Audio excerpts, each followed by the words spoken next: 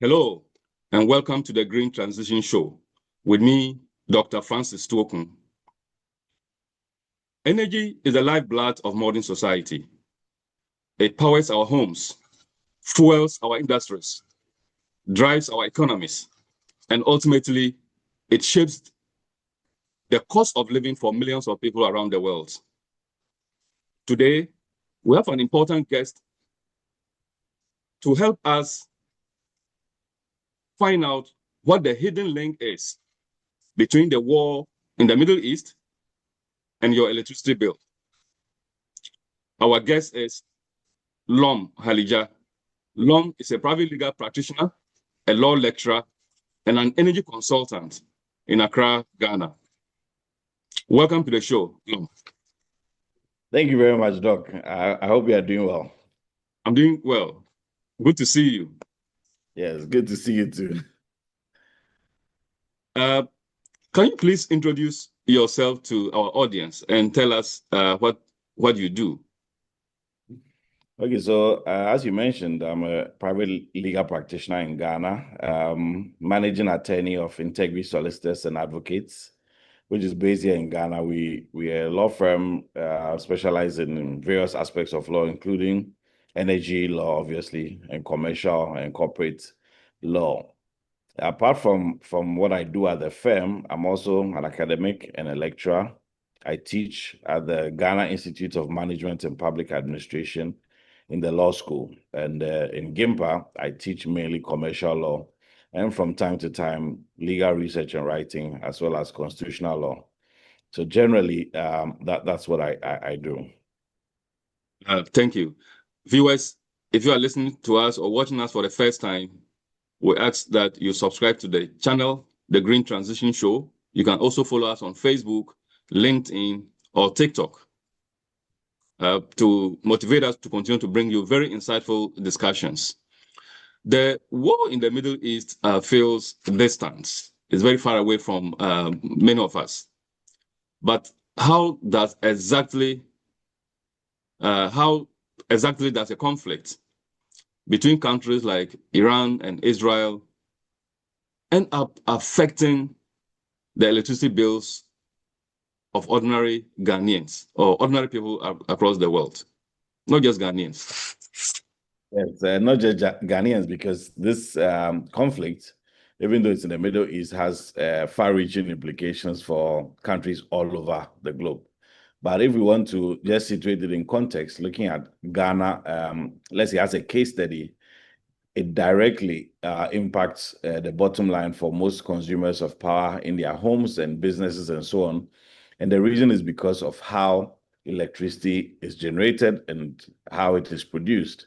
So if you take Ghana, for example, about close to 70%, 70% of our power generation on the national grid comes from thermal resources, which is interesting because at the start of the republic, or when Ghana became a republic in 1960, the main source of production was hydroelectric, but that has switched over time, and now thermal is a dominant generating source, which is powered from fossil fuels. So it either heavy fuel oil or natural gas. Mainly the plants in Ghana are reliant on natural gas, but natural gas is closely associated with oil. And as I'm sure you know, and many of your viewers also would know, natural gas tends to be associated with oil. So long as the conflict persists, it puts pressure on global oil prices. And that's because the conflict is in a place where about a fifth of the oil production in the world goes through, which I'm sure you have heard, and many people have heard, the now infamous Strait of Hormuz. If it was a term or place that people didn't know, now everybody's talking about it. So because that particular place controls the route of about a fifth of global oil production, it automatically puts pressure on global prices of oil. And once oil prices goes up, it directly impacts natural gas as well, and other fossil fuels that are linked with oil. So directly, there's an impact on consumers of power, because once these prices go up, it affects and triggers the need for tariff adjustments and so on. In Ghana, the Public Utility Regulatory Commission is responsible for tariff determination, which they do at least on a quarterly basis for the routine reviews, which means that when global prices go up for oil, natural gas, and other fossil fuels, it will impact directly the bottom line for most consumers because that has to be taken account of by the PURC. It is interesting that in this quarter starting in April, the PURC tariff adjustment actually proposed a reduction for electricity, which is good news for consumers, obviously. But that was because there are many factors that go into the determination. And even though oil prices, or let's say gas prices, had gone up, there was still a reduction because other factors like inflation and foreign exchange rates were better overall. But once we continue to see this conflict going on and the price of oil going up, it is possible that down the line, the consumers will feel the pinch directly in their bills. So it means that if PURC has proposed for a reduction of tariffs, doesn't mean we are postponing the real impact of the conflict on electricity bills for the future. Are we postponing that the real impact, or what do you think? Given that PURC has proposed a reduction, it means we are only postponing the real impact, isn't it? I would say no as my primary response. I'll give you the explanation. I also say there's a little yes in there. So no, because as I said, in order to determine the tariff for a particular window, which in this case we are talking about on a quarterly basis, the PURC's determination is based not only on the price of oil.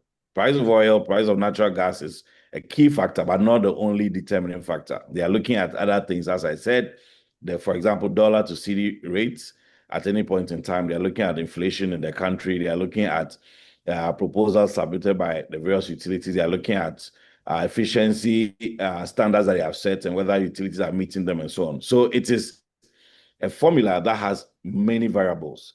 So even though the oil price or natural gas price is a key factor or variable in that formula, it is not the only thing to be considered. So in this particular window, they have proposed a reduction because the other things were better.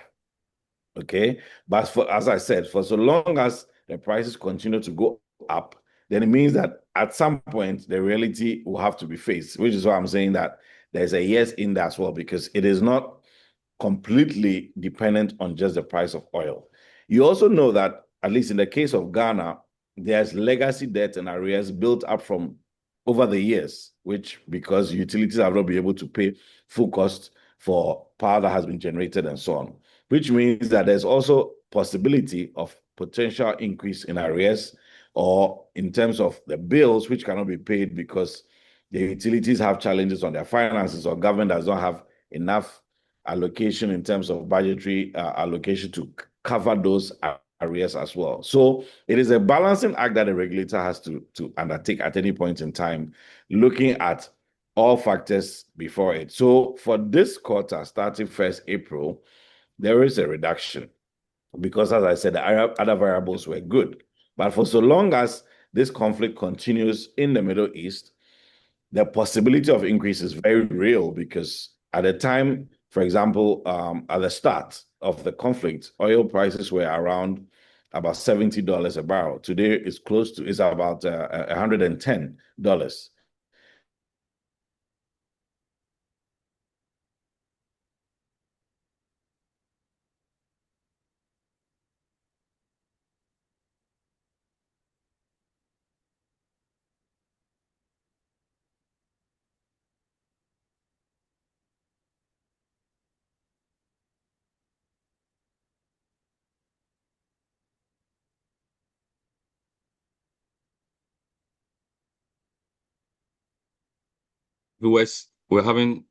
Our guests seem to have technical challenges. Stay tuned. We'll be right back. All right. Yes. Welcome back. Thank you. Yes. So you were trying to explain the tariff systems in Ghana. So I would like to know how exposed is Ghana's tariff system to international volatilities? Sorry, I didn't get that. I want to know how the tariff system in Ghana, I want to know whether it's too exposed to international volatilities. Absolutely, because as I said, we are a nation, at least in Ghana, that is heavily dependent on thermal. Yeah. And thermal, the major input, at least in order to run the plants, is the fuel aspect of it, which means that we are essentially reliant on a generating source, which has a variable that is very volatile. Anything that happens on the global stage that impacts oil prices automatically impacts the cost of running these plants. So it is volatile because it is vulnerable to price shocks. Assuming, for example, we had a significant portion coming from, say, hydroelectric sources or other renewable sources, then it means that the input fuel will be the sun or water, which is not dependent on necessarily what is happening in the Middle East. But once it is fuel, which is the fossil fuels, which is driven by oil prices and natural gas prices, then it is vulnerable because the impact from global price changes will be felt directly within our country. And so to the extent that we have a significant portion of our electricity generation coming from fossil fuel-based plants, that's thermal plants, then the volatility is quite clear. And as I indicated, we are talking in a region of about 70% of our generation coming from thermal sources. So you can imagine the impact on the sector once prices are changing because of a conflict like what is happening in the Middle East currently. Right. Viewers, if you are watching us or if you are listening to us, this is the Green Transition Show with me, Dr. Francis Tuokun. Our guest for today's episode is a private legal practitioner, a law lecturer, and an energy consultant. He's Ahlijah. Counsel, I'd like to know, so could this kind of geopolitical shock lead to power outages, or what we call in Ghana, Dumsor, based on what you said so far? Don't you think it will lead to power outages or Dumsor in the near future if it continues? Yes, if it continues, that possibility is real. It is real because then we will have a situation where the cost of the inputs, the fuel, has become so high that it is pushing or there'll be significant pressure on utilities to pay for that increased cost, which they may not have budgeted for. Because as I mentioned, looking at the increase in price from $70 a barrel to 110, I can assure you that most utilities in their scenario planning from 2025 did not anticipate such a big jump. But let's even say they did anticipate it. Their projections will be a reasonable increase over and above what was pertaining at the time, around $70 a barrel, which means that the continued conflict, if it continues to increase prices on the international markets, which is likely, then it means that it will be completely out of gear with projections that utilities had in mind, which means that it will fundamentally change the equation in terms of how they are prepared for it, because it's all about money. It's about dollars at the end of the day. How do you have the resources to pay for that increase in the price of your input, which is your fuel, driven by this conflict? So it is possible down the line that could happen if utilities are not able to cover the cost of increase in prices, and, for example, government is not able to. For now, we don't see, or at least for now, we don't see any real possibility of that, because, as I said, between the first quarter and the second quarter, at least in the context of Ghana, prices have actually reduced. But once the trajectory continues, it will become inevitable that there will be increase in the tariff, and also, obviously, an increase in the pressure that it puts on utilities to pay up for this increased cost. And if they are not able to, and government does not have the buffer or capacity to absorb all of it, then there will be greater impact on the sector, leading to other things, including Dumsor and so on. But for now, I can't say clearly that it will happen, but it is a real possibility.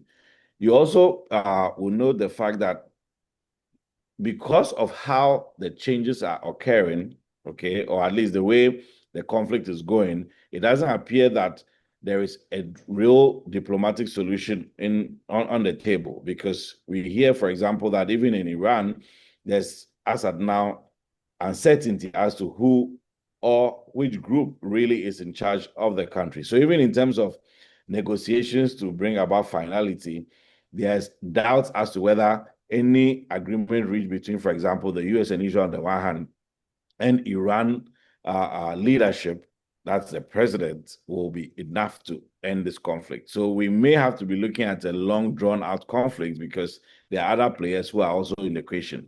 Now, you know that beyond the hotspot of Iran, there's repercussions also in the sub-region, because critical infrastructure in the Middle East has been targeted in the UAE, in Saudi Arabia, in Yemen, in Qatar, Oman, and so on.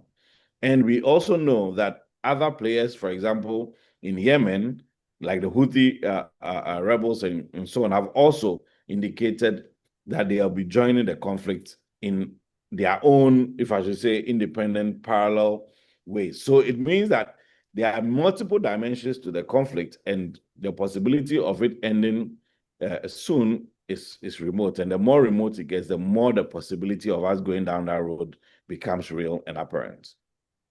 So, I want you to take us through Ghana's current energy planning system. Is it robust enough to be able to withstand such prolonged instabilities around the world? How is it like? Okay, so in terms of planning, I would say there are maybe two levels of it, or maybe perhaps even three, because we know that each of the utilities or companies or businesses that are operating in the power sector have their individual plans in terms of how they intend to basically develop or see out the year.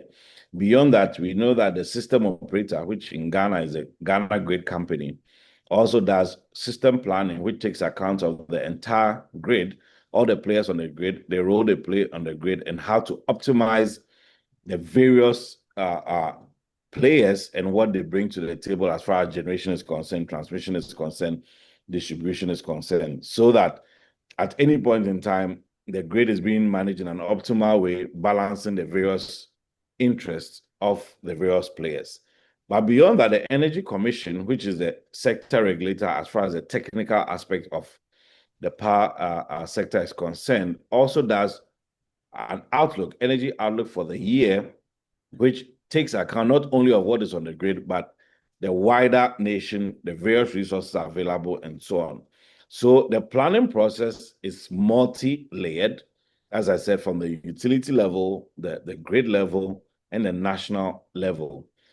And I mentioned also the fact that at the time preparations were done for the plans for this year, it is not possible for them to have contemplated such a scenario. So the plans have been done, they've been developed, they've been planned. There's projections on what to expect for 2026. But as we speak now, if this conflict continues as I've indicated, then there will be a need for revision of the plan to take account of changes that have been occasioned because of the way this conflict is going or has gone and will continue if there's no real resolution in the near future, because obviously the plan did not anticipate this conflict and how it would have affected Ghana.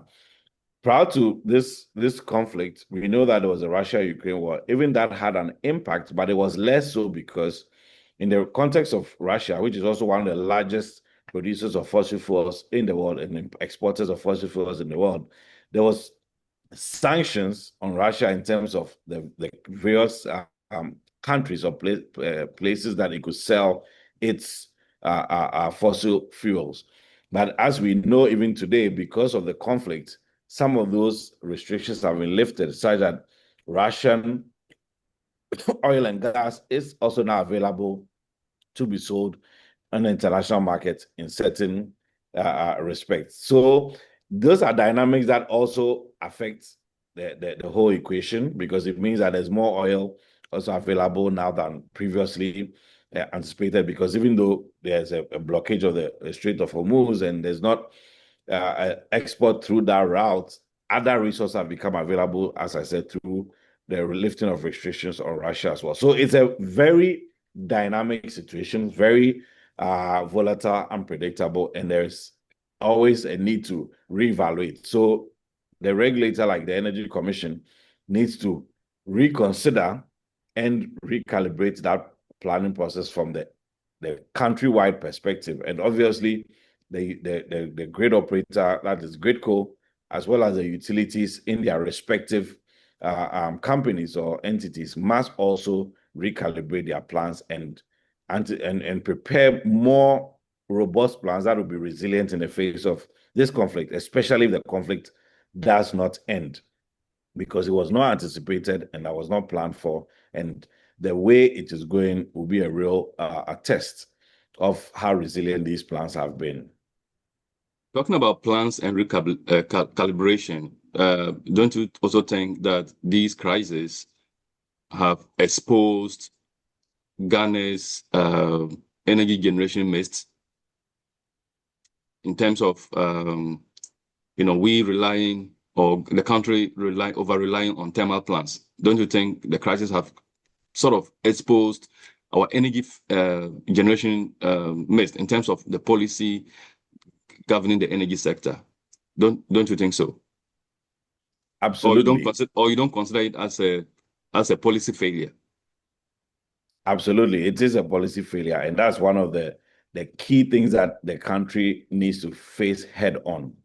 So, for instance, Ghana had a plan to increase renewable energy within our generation mix to 10% by 2020. Today, we are in 2026, and we don't even have up to 1% on the national grid. So already, initial targets that were set have been missed, and we failed at that. Now, after missing the 2020 deadline and projection, since then the country has developed some other goals and plans. So, for instance, there's a renewable energy master plan, which also sets that more ambitious targets of increasing renewables within the generation mix by 2030 to 20%.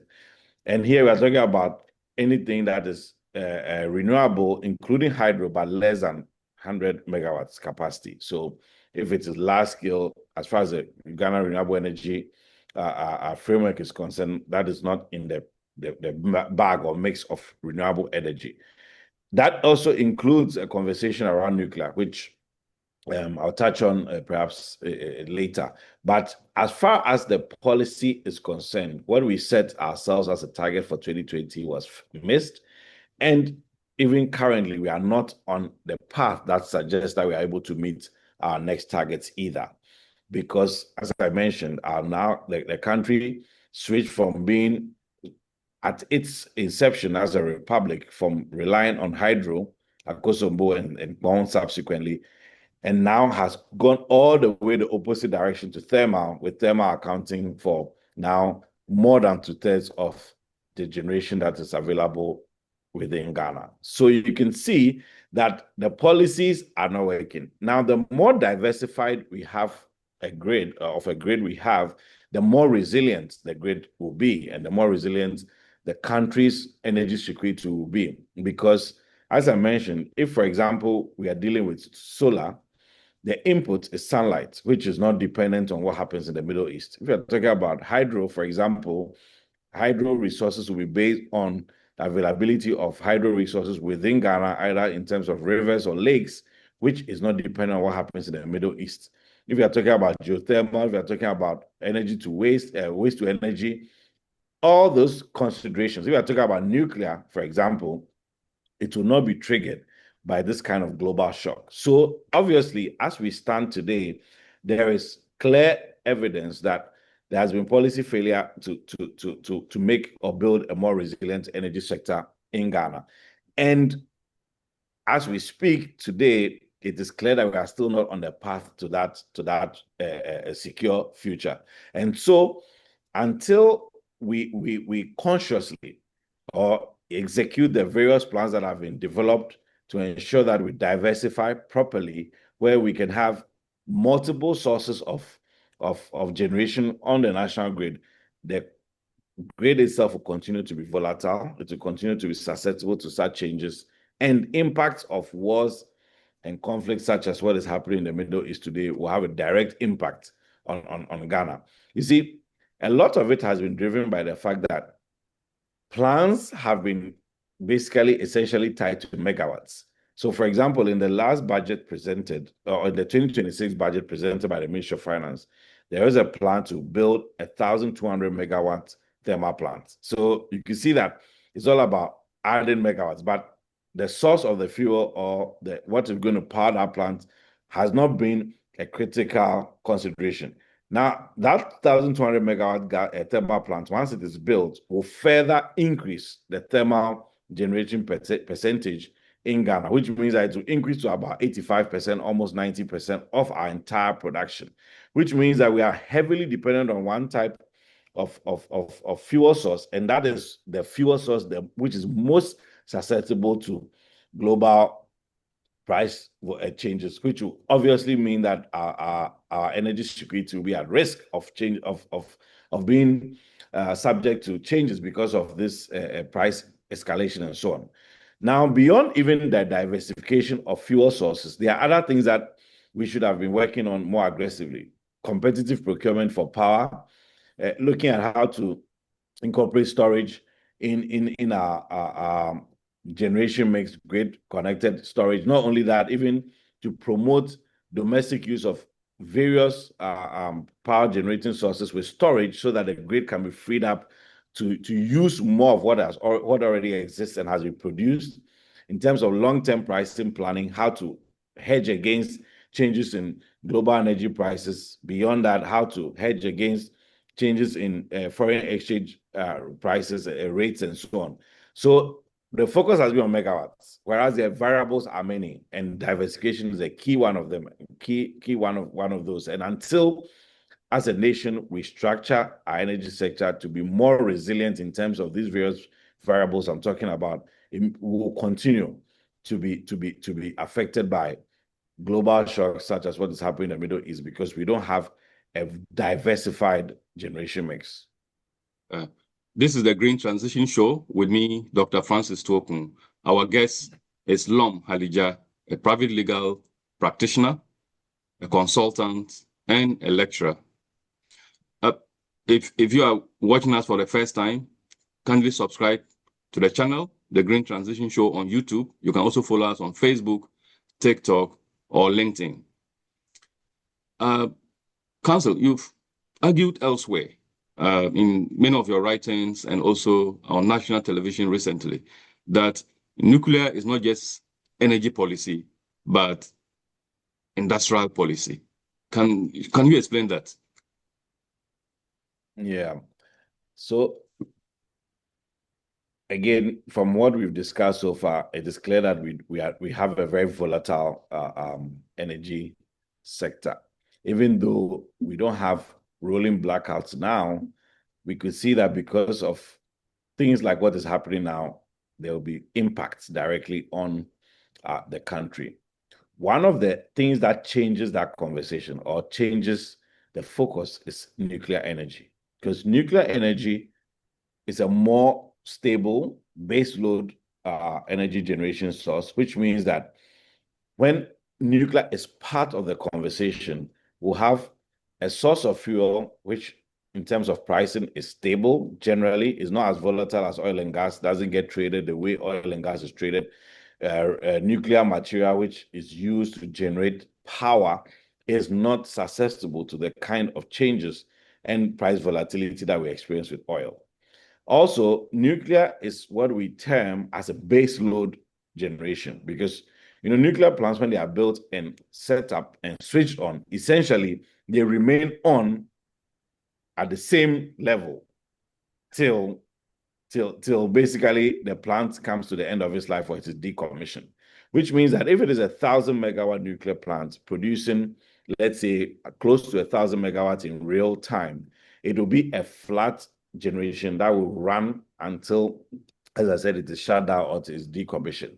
So it is a base load that gives many countries a strong foundation for your industrial growth. Because when you have a system like what we have today, where it is susceptible so much to price volatility, changes in foreign exchange rates, and so on and so forth, the global energy, oil prices changing because of conflicts and all of that. What you have is that your ability to ensure or guarantee sustainability for your sector is also tied to that volatility. Whereas nuclear will give you a base, a solid foundation, which will guarantee,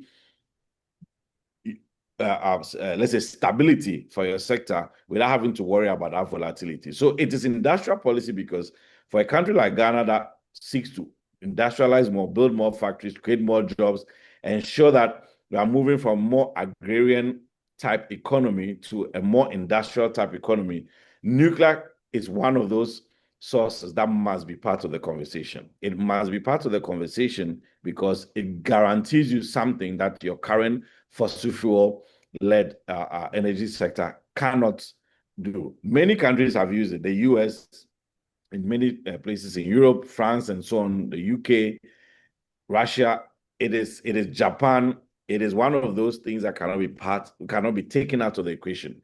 And in fact, for Ghana, we have embarked on this journey for some time. Since 2007, Ghana has essentially taken a decision to include nuclear as part of its generation mix. And we've been going through the International Atomic Energy Agency framework to do so. But as you can see, we're in 2026. From 2007 to date, we can see how long we have come, and we are, as at now that we speak, we don't have a nuclear plant in Ghana still. Of course, the plan currently is to make sure that we can have it by 2030, or at least by 2030, one such plant should be under construction. That's the goal. Presently, 3 sites have been identified and are being evaluated, and obviously one of them will be chosen as the site for this particular nuclear plant under the framework I mentioned. So it is one of those things that we cannot avoid. We have to consider it as part of the equation. And of course, in terms of nuclear, historically, these have been large scale plants because, as I said, they usually serve as baseload for your industrial growth. But there's been a lot of research to push towards smaller nuclear reactors. So instead of having those large 3,000 megawatts nuclear plant, 2,000 megawatts and so on, lots of research is going into smaller, what they call micro-nuclear plants, where you can have smaller generation in smaller portions like 100 megawatt, 200 megawatt, 500 megawatts and so on. And those are being deployed in the West currently. So we wait to see what choice Ghana will make in terms of what is going to actually deploy when the final site selection is done and decisions made on what type of plant to build for Ghana as far as nuclear is concerned. But nuclear must be part of the conversation because it is the kind of power source which will give Ghana that stability whilst we continue to use thermal and hydroelectric power as those other sources which are more variable and more volatile and will be able to minimize the impact of shocks like what is happening in the Middle East on the Ghana energy sector. Yeah, you said nuclear is something that must be part of our energy conversation because it is what will give Ghana stability in terms of energy generation. But critics have argued that nuclear is risky, too risky, it's very expensive. How do you respond to such critics? Well, they are right. However, we need to do some comparative analysis. First, on the issue of risk, it is true that nuclear plants are riskier than thermal plants, obviously, or any other type you can talk about. But we need to look at what is required in order to ensure that it is safe. Globally, I've mentioned several countries that have relied or used nuclear. And in terms of even impact, or in terms of, let's say, issues that have occurred in terms of nuclear plants, there are not that many relative to the number of plants out there. It's just like the conversation around, is it more risky to fly than to drive? It's true. Theoretically, it is more risky to fly than to drive. But practically or in reality, the data suggests that we have more accidents on the ground than we have in the air. So it is one of those conversations. And also, I've mentioned the fact that in order for a country to utilize nuclear for power generation, because of the global framework and the fears associated with the risks and so on, that is why the International Atomic Energy Agency exists and works with countries that intend to go that way. And I've mentioned that Ghana, for instance, has been going through the International Atomic Energy Agency framework since 2007, which means that Ghana, as a country, has been going through the framework established by the global order as far as nuclear use is concerned, so that by the time we actually have built a plant, we've ticked all the boxes. One of the so we've gone, so there are milestones that have to be met, and we are meeting them as we go along, as we aim towards our 2030 goal. It includes the kind of expertise that you must have within your country as far as training of scientists are concerned, as far as training of lawyers are concerned, as far as training of engineers are concerned. In Ghana, as I said, we have been going through that process, which means that the concerns about security have been looked at, they are being addressed, and measures are being put in place to ensure that by the time that we actually do have a plan, everything that is required or everything that we need is in place at the time. Do you see it? Beyond meeting the framework, we've had to even change legislation. We've passed the Nuclear Regulatory Authority Act in Ghana, for example, which is a law that sets up an authority to regulate nuclear energy. In the past, we had an Atomic Energy Agency, which obviously still exists, and so on. We have incorporated a company, the Nuclear Power Ghana, which is supposed to be the vehicle that would deploy the nuclear plants and so on. So it is about putting in the work, planning ahead, developing the competence and expertise so that the risk is minimized. Because we know for a fact that no generation source is risk-free. It is about planning to identify the risks and mitigating the risk, or putting measures in place to ensure that the risks are mitigated. So that is on the risk aspect of it. It is risky, but the risk can be managed. And globally, there's evidence that many countries have used nuclear. It has been managed without consequence, which is possible also in Ghana. Beyond the risk about the cost, nuclear plant setup and installation has the highest cost per fuel source, obviously, and that is upfront cost.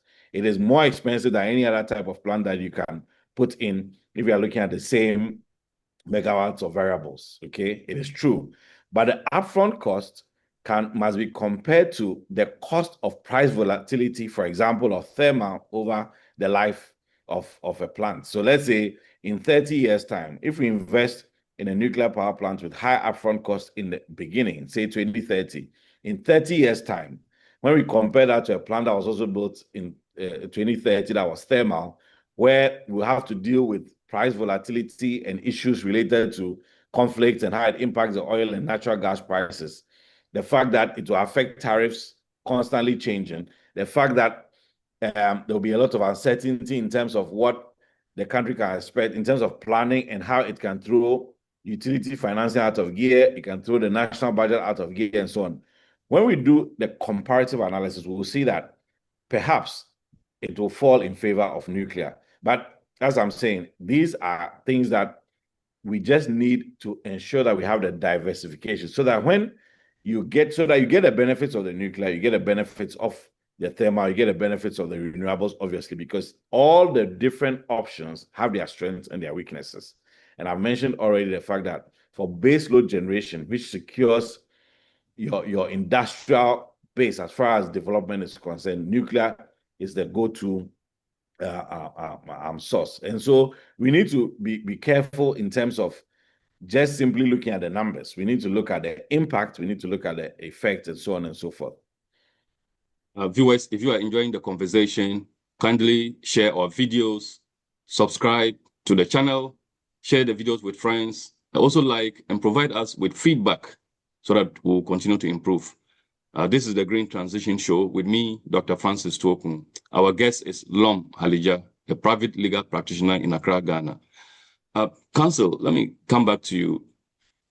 Are there some African countries who are better positioned than Ghana at this very moment in the midst of the crisis? And why? Or how are they better positioned than Ghana? What did they get right? Not many, actually, not many.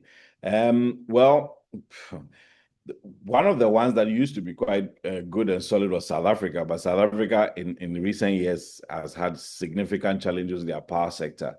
Of course, I can think of, for example, a country like Kenya, where they also have a lot of geothermal power sources, which helps to diversify their countries further. But generally speaking, most African countries are not as robust because a lot of countries are dependent on fossil fuels. And so that let's say, security of the energy sectors are not quite strong. In fact, recently, for example, I've seen that in Senegal, they're also having similar challenges, just like we are, because of the price volatilities in the oil and gas sector. So we don't have many African countries that are robust in that sense. You will note also, for example, that Africa as a continent is the least powered in the world. Okay, we, according to World Bank data and statistics, about 300 million people in Africa have no access to electricity. Of course, Ghana is one of the top performers because even for grid connection, we have about 85, 86%, which is quite high. And in the last, in the budget for 2026, the plan is to increase it to about 95%, which is very, very high in Africa. Most countries in Africa are below 50%. Even a country like Kenya, which I've mentioned that they are a bit more diversified, has still challenges because even though they have the diversified market more resilient, their power is limited to urban areas. Largely, they have less than 60% of their population having access to electricity compared to Ghana, which, as I've mentioned, is over 85%. So you see that there's a lot that is going on well for Ghana. In terms of most African countries, there's not that much to say in terms of models that we can look to. In the sub-region, for example, Ghana and Ivory Coast are the top performers when it comes to the power sector. The rest of the countries in West Africa are not anywhere close to these two countries in terms of resilience and so on. And as we have seen from what we've discussed so far, even Ghana and similarly Ivory Coast are very volatile to these shocks, obviously. So there's a lot that we need to do. I'll just say that, look, Ghana as a country needs to reconsider our policy frameworks that we have presently and be more aggressive in how to diversify and consider various options, because within the sub-region, we don't have models that we can really look up to as countries that are better positioned than us. We, in fact, in this particular case, is one of the situations where we need to look at the West. Obviously, we need to look at the West because the many countries in the West, whether Europe or the Americas, have a more resilient power sector. We need to learn from them how they've done it and what they need to do, what we need to do to ensure that we are more secured. For example, some of the things that come to mind is about how we provide buffers, storage, fuel, how much of let's say a buffer we have if prices continue, okay, and things like that.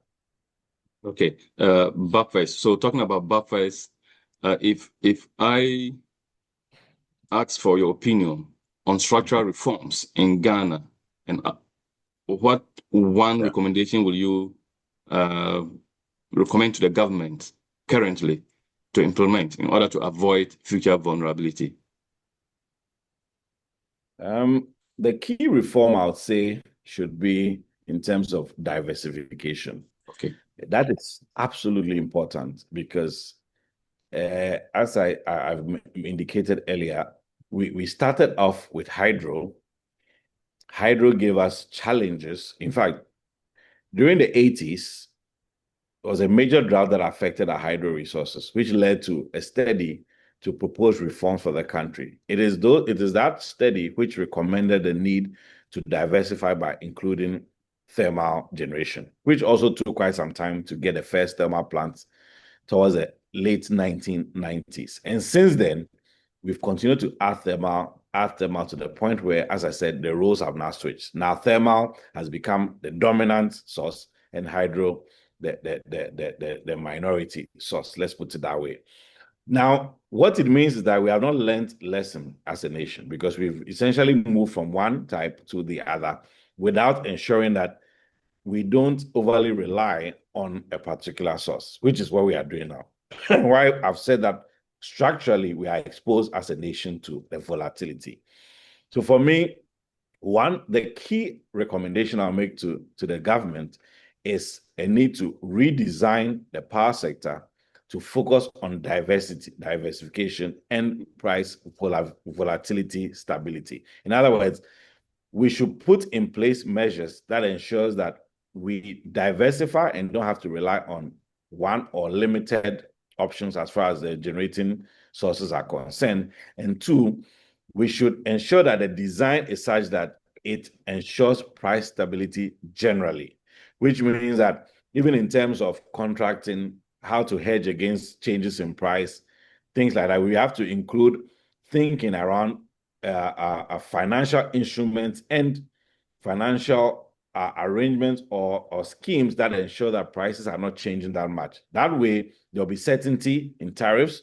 There will be better clarity for industries to plan, to ensure that they can look long term and invest in their country, invest in jobs, and so on and so forth. Without that, we'll continue to have challenges, because the central mistake that many countries have made, especially in Africa, and I've highlighted this earlier in terms of Ghana as well, is that we think only in megawatts. So we are in a rush to say, let's invest in a new plant, let's invest in a new plant. But the question is, what type of plants? What type of plant? I mentioned that for this, in the 2026 budget, we are looking at 1,200 megawatts thermal plants, which would be one of the largest plants in Ghana. It's good, but so long as it's thermal, it will be subject to the volatility. So we can continue to add thermal, obviously, but we need to start looking at the other things. And so, as I've mentioned, that we've already embarked on the journey to include nuclear, it means that we have to accelerate the nuclear conversation. When it comes to renewable energy, there are low-hanging fruits like solar. There needs to be policy that drives increased adoption of solar in domestic context, so that when more homes, more individuals, small companies are using such a resource, it frees up power on their grid that is already existing. Because think about it, anytime you have to add a new plant, you have to look at the impact, long-term impact, financial, environmental, and all of those things. However, if you encourage, for example, domestic use of solar, you are not adding on new plants, but you are freeing up megawatts that those same plants can generate for example, industrial use and so on, because it will take the demand away from the grid, because people are able to invest in such things at home. So there needs to be a rethink, a redesign that focuses on diversification and price stability, which means that government needs to look at incentives that encourage people to do self-generation at home, for example, using solar. Consider introduction of waste to energy schemes and programs for schools and large let's say, entities that generate a lot of those waste that can be used to generate electricity. We need to harness our wind energy potential across the country and so on, just so that at any given point in time, we have a very well-balanced generation mix that secures our energy security. And we are not overly reliant on a fuel source, which is so volatile and has direct impact from global shocks, such as the conflict in the Middle East. Our prayer is that the parties involved in this war are able to come to the table and bring the war to an end. Yes. However, realistically, if the conflict or if the war persists for the next 6 months to 1 year, what does the power sector look like in Ghana? Well, if this conflict continues for another, let's say another 6 months, that would be quite serious, because in just under a month, as I said, price of oil has gone from $70 to $110. That is not a small jump. It's a significant increase, which cannot be, underestimated. So imagine in a year's time, if prices continue that way. I know we've seen, for example, OPEC and other international oil producing countries saying that they intend to increase production to reduce the cost, because it's a demand and supply conversation. So long as they continue at the current supply quantities, the price will continue to go up because there will be pressure, so long as the Strait of Hormuz is closed or it is less limited passage, right? Yeah. However, they can also agree to increase supply so that there will be more on the market to keep the price down or low, which is also possible. But it's a geopolitical conversation. It is a diplomatic conversation. There are many interests at play. And so generally, we cannot rely on those type of approaches to show that Ghana will be secure or safe. So we really need to start thinking about measures to make our country more resilient. And as I said, the low-hanging fruits are around diversification, because to even increase, let's say, national buffer when it comes to natural gas storage or crude oil storage is significant resources we are talking about. To now build more storage facilities to be able to hold fuel for maybe beyond 90 days to 180 days, 6 months, and so on. It is investments that will take lots of money, take years perhaps to even conclude and finalize these negotiations and so on. So it is one of those situations where we are between a rock and a hard place. If it continues for another 6 months, Ghana will really be at a place where we'll be impacted significantly. The low-hanging fruit is to, as a matter of urgency, drive attention to diversification. And as I said, one of the low-hanging fruits around solar initiatives that enable homes and individuals and small businesses to move towards solar energy quickly.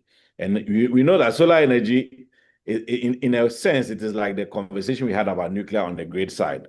For most individuals, small businesses, even if they want it, they will complain about the upfront cost, which means that there must be financing for it, where government has put resources available with banks or other financial institutions so that individuals who want to, for example, consider solar use at home can get financing for it quickly, so that the upfront cost is taken and then they pay over time. Those kinds of initiatives is what will really ensure a more resilient power sector. Otherwise, we are really in for quite a ride. Okay. What is your final word?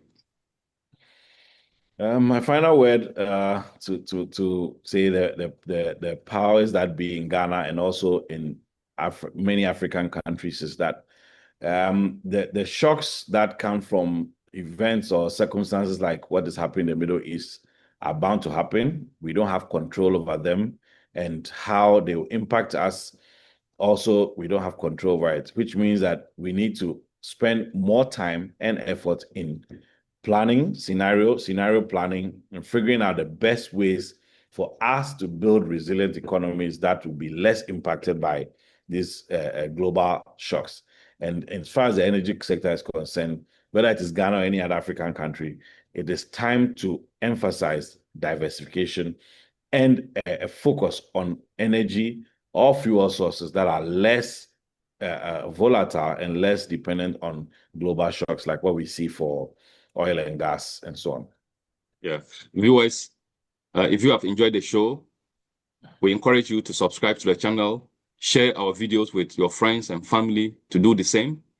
Comment on the videos, like them. You can also follow us on TikTok, Facebook, and LinkedIn, so that it will motivate us to continue to bring you more insightful topics for discussions.